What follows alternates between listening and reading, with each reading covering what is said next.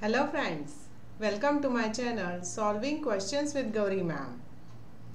आइए आज करते हैं TIFR-GS की wildlife biology and conservation की एग्ज़ाम से लिया हुआ एक क्वेश्चन। लास्ट टाइम की एग्ज़ाम से लिया हुआ ये क्वेश्चन है। इस साल दिसंबर में ये एग्ज़ाम होगी, हम सब लोग उसके लिए प्रिपेयर कर रहे हैं। क्वेश्चन काफ़ी लंबा चौड़ा है, देखिए देख के थोड़ा डर लगता है, मगर क्वेश्चन सिंपल है। Which of the following are the reasons why rRNA is particularly useful in studies of the deep time evolutionary histories of living organisms?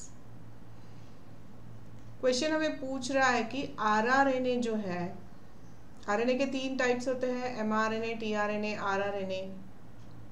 तो उसमें rRNA को इवोल्यूशनरी स्टडीज़ के लिए क्यों चूज़ किया गया, ठीक है। अब रीज़न में rRNA is evolutionarily ancient and no living organism lacks it. rRNA is easier to extract, purify and analyze than tRNA and mRNA. rRNA plays the same role in translation in all organisms. rRNA has evolved slowly so that sequence similarities between groups of organisms are easily found. और इसमें से हमें choose the correct option पूछा है कि 1 और 2 सही है और जो भी ऑप्शंस दिए गए हैं। तो ये थोड़ा डिटेल जान लेते हैं कि rRNA क्या है, उसका सिग्निफिकेंस क्या है, तो हम इसके आंसर तक पहुंच पाएंगे। तो राइबोसोम जो है दैट इज rRNA। राइबोसोम में rRNA होता है और प्रोटीन होता है। तो this is a ancient and essential component of cellular organism. Composition जो होता है rRNA का, वो स्पीशीज टू स्पीशीज चेंज होता है। मतलब कैसे? एक स्पीशीज से दूसरे स्पीशीज में जो जीन सीक्वेंस होगा, जो rRNA को कोड करता होगा, वो डिफर करता है। मगर पते की बात यह है कि फंक्शन जो है rRNA का प्रोटीन सिंथेसिस में, ये among the species that is a highly conserved, ठीक है। तो फंक्शन कंजर्व्ड होता दिखाई दिया है during the evolution, though its structure या कंपोजिशन मे गेट डिफर, ठीक है। और ये क्यों डिफर हो गया? This is due to mutation in gene sequence, right. अब इवोल्यूशनरी स्टडीज की बात करें तो शुरू में जब इतना डेवलपमेंट नहीं था साइंस में, बायोलॉजी में, फिजिक्स, केमिस्ट्री में, तब साइंटिस्ट जो थे वो कंपैरेटिव मॉर्फोलॉजी का यूज करते थे। एक ऑर्गेनिज्म को दूसरे ऑर्गेनिज्म से कंपेयर करो और पता लगाओ कि ये इसका एंसेस्टर है, ये इसका एंसेस्टर हो सकता है, ठीक है। जैसे स्टडीज आगे गए, जैसे सीक्वेंसिंग तक हम पहुंच गए, आजकल हम मॉलिक्यूलर लेवल तक बात करते हैं, तो on an advent of sequencing, DNA sequencing आज हम कर सकते हैं, आरएनए सीक्वेंसिंग कर सकते हैं, तो DNA based studies were started, right. तो इसकी वजह से आजकल जो इवोल्यूशन की स्टडी जो होती है, वहाँ पर भी डीएनए सीक्वेंसिंग का यूज़ किया जाता है, राइट। कार्ल लुईस जो साइंटिस्ट है, इन्होंने सबसे पहले ये आइडिया बताई कि हम लोग इवोल्यूशन को फाइंड आउट कर सकते हैं, पता चला सकते हैं by comparing the sequence of their rRNA।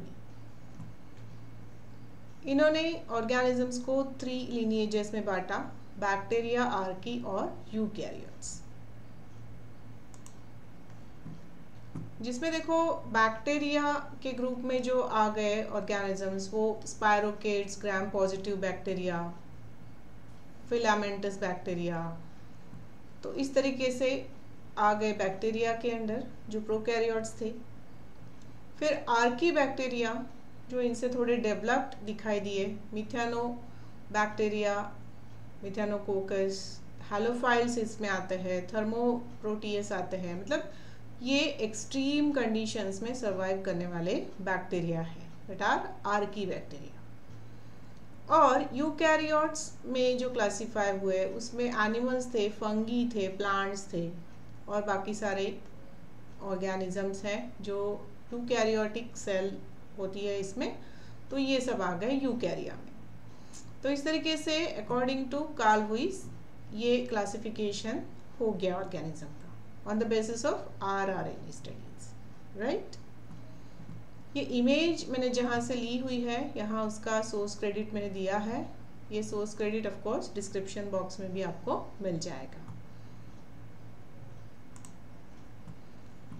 इतना समझने के बाद वापस जब क्वेश्चन की तरफ आते हैं तो देखो यहाँ पहला जो ऑप्शन है वो कहता है, स्टेटमेंट जो है वो कहता है rRNA is evolutionarily ancient and no living organism lacks it.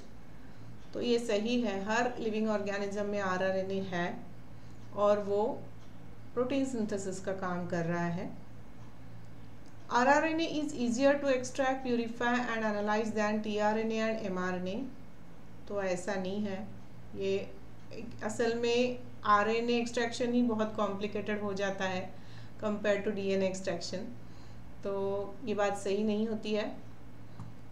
Next statement कह रहा है कि rRNA plays the same role in translation in all organisms. तो सही बात है, ट्रांसलेशन मतलब प्रोटीन सिंथेसिस, तो ये हर ऑर्गेनिज्म में ट्रांसलेशन करा रहा है।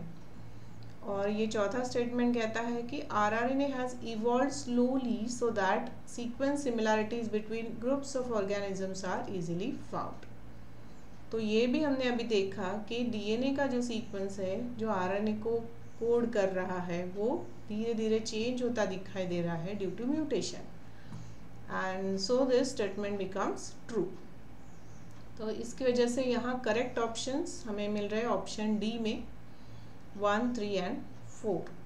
तो इसलिए इस क्वेश्चन का आंसर बन जाएगा ऑप्शन डी, राइट। चलिए, तो इसके साथ आज का वीडियो यहाँ कंक्लूड कर रही हूँ। आपको इस विषय में किसी टॉपिक पर वीडियो चाहिए, आपको किसी टॉपिक का एक्सप्लेनेशन चाहिए, तो मैंने यहाँ मेरा मेल आईडी शेयर किया हुआ है और ऑफ कोर्स कमेंट सेक्शन भी है। आप में से कई लोग मुझे शेयर कर रहे हैं ऑलरेडी, तो आप बाकी लोग भी शेयर करो, मैं आपके मेल का इंतज़ार कर रही हूँ।